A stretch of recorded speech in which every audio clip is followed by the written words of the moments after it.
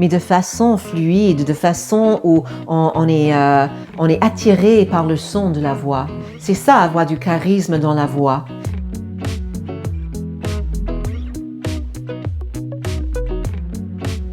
Bonjour Daniel. Bonjour Louis. Je suis très content de t'interviewer aujourd'hui. Et moi, je suis ravie d'être avec toi, je te remercie. Alors, tu es née à New York Mhm. et tu as été animatrice radio.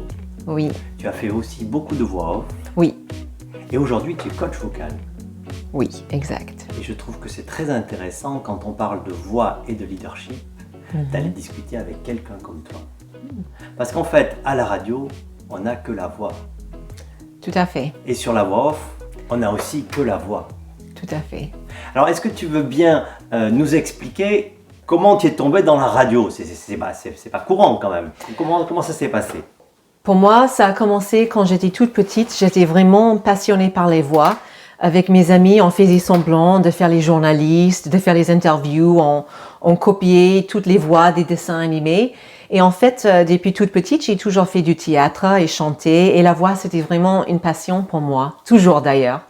Et ensuite, je suis allée à l'université. Il fallait que je choisisse entre théâtre, être actrice ou bien quelque chose que je découvrais, et c'était la radio et la télévision.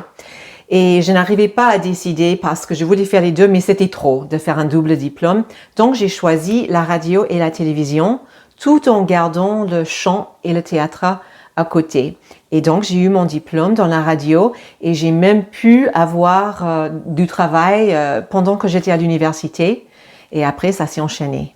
Ah, génial. Donc, tu as commencé à être animatrice radio aux États-Unis pendant que tu étais à l'université. Tout à fait, parce que déjà on avait une chaîne universitaire, donc j'ai pu m'entraîner là-bas, pratiquer, et ensuite j'ai pu décrocher les petits boulots dans les radios locales pour faire les voix off justement, pour faire les publicités, et ensuite j'ai pris un job le week-end pendant que j'allais à l'université pour être animatrice radio dans une de ces stations radio. Ah, génial. Tu veux pas nous faire un petit morceau de radio là, in English? Oui, bien sûr. Ah, oui. Oui, parce que tout était en Ah, ben anglais, oui. bien évidemment. Alors, you're listening to WCVQ 108.5 FM. Coming up, Michael Bolton. Ah, très génial, génial. Je me suis régalée. Trop bien. Alors, moi, il y a une question que je me pose, c'est apprendre la radio à l'université. Mais qu'est-ce qu'on t'a appris? Mais c'est comme n'importe quelle matière. Quand on apprend un boulot, on nous donne tous les outils nécessaires pour pouvoir le pratiquer. Ouais. Justement, c'est pour cela qu'on avait une chaîne radio à l'université. Donc, dans le cadre de mes études, c'était très généralisé au niveau du journalisme. Donc, on a fait un peu de tout, un peu de radio, un peu de télévision, un peu les publicités. Ils nous apprennent comment respirer. Ils nous apprennent comment prendre un texte, le découper correctement. Par exemple, si tu es journaliste et tu dois dire les infos, donc où est-ce que je vais mettre mes pauses, comment est-ce que je vais mettre de l'intonation ou le stress sur certains mots. Le stress sur ça. Oh, pardon, c'est anglais, le stress. C'est stress marks. Okay. En fait, c'est les intonations, les petites marques D'accord. qu'on met pour les intonations. En anglais, c'est a stress mark.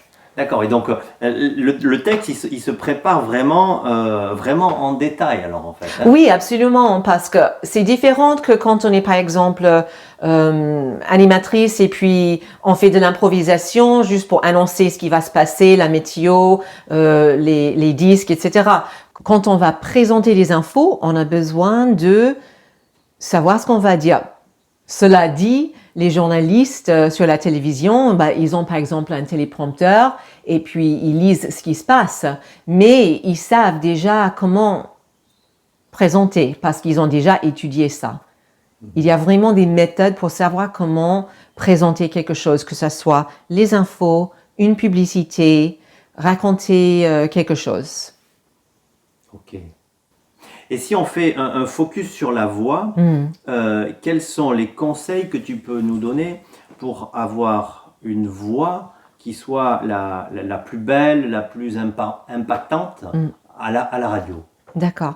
Alors tout d'abord, je pense que la meilleure chose à faire, c'est déjà prendre conscience des voix des autres qui sont déjà à la radio ou à la télévision. Quand on entend les pubs à la radio, par exemple, quelles sont les voix qui vous fait vibrer? Quelles sont les voix qui ont plus d'impact sur l'écoute? Et c'est vraiment à partir de là qu'on va vraiment juste commencer à copier. On copie, et puis avec des méthodes spécifiques, on apprend à parler comme ça. Après, chaque personne va avoir sa propre graine de voix, bien entendu. Alors, il me vient une question là. Lorsque tu étais étudiante ou même après dans ta carrière à la radio, est-ce que tu as eu des confrères que tu as pu admirer ou qui t'ont impressionné par leur voix?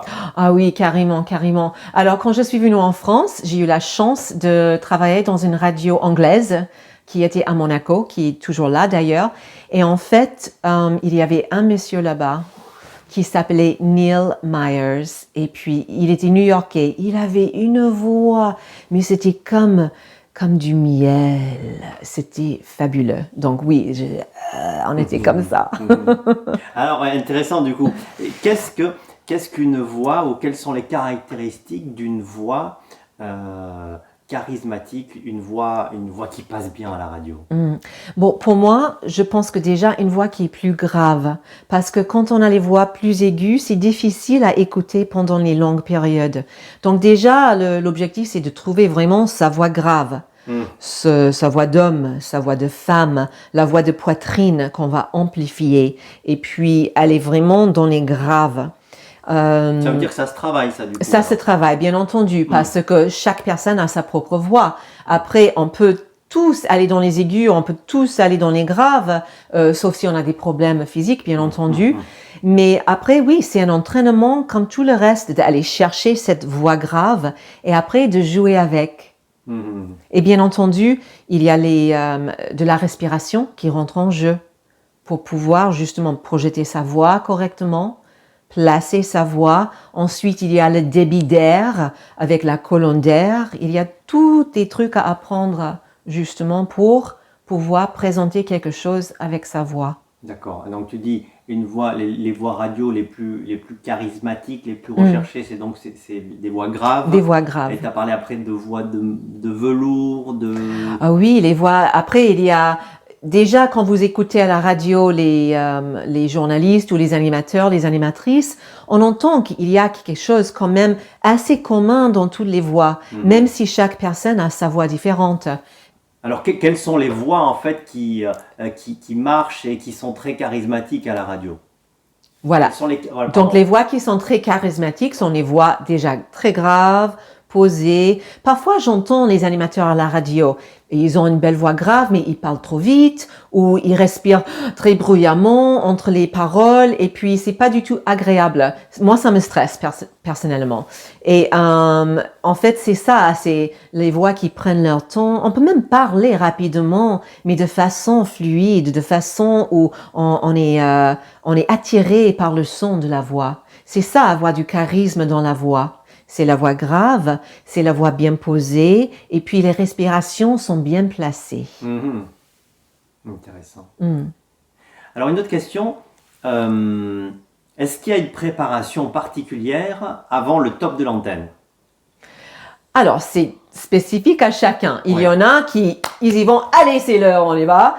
Et il y a d'autres qui prennent le temps. Personnellement, je prends le temps de me poser, de faire des respirations et de faire des vocalises. On n'a pas besoin d'être chanteur ou chanteuse pour faire les vocalises. C'est aussi pour la voix parlée. Donc, avec le coaching vocal, chaque personne va présenter les vocalises à la personne qui est en train d'apprendre. Ok. Merci pour la radio. Alors maintenant, est-ce que tu peux nous parler un peu de la voix off? Est-ce que c'est la même chose ou est-ce qu'il y a des différences? Alors dans la voix off, c'est un peu différent parce que quand on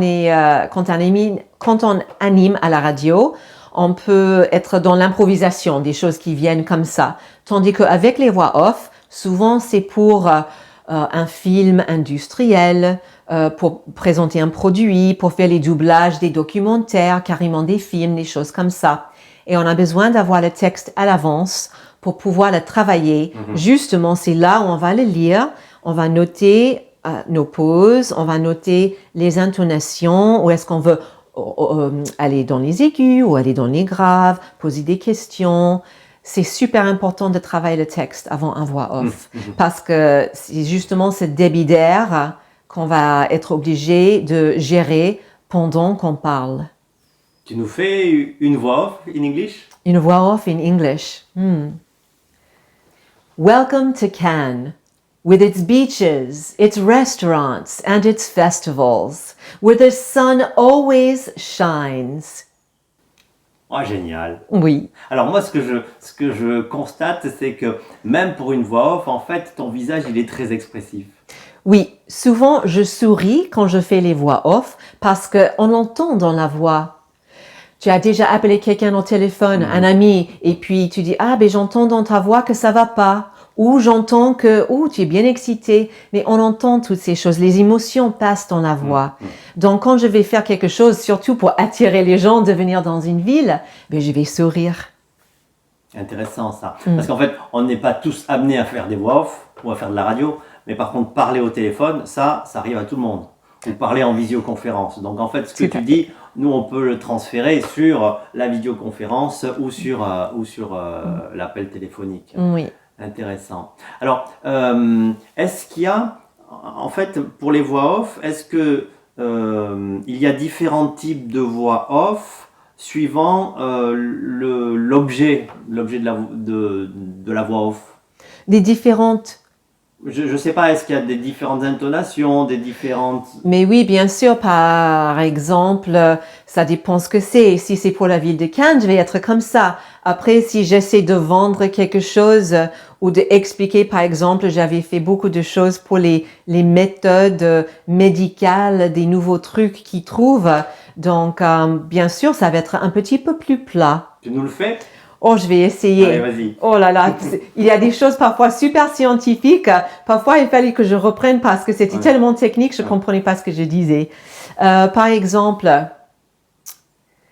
in order to present the operation correctly, we are going to have to look at all the different aspects and the different angles in which we use the tools.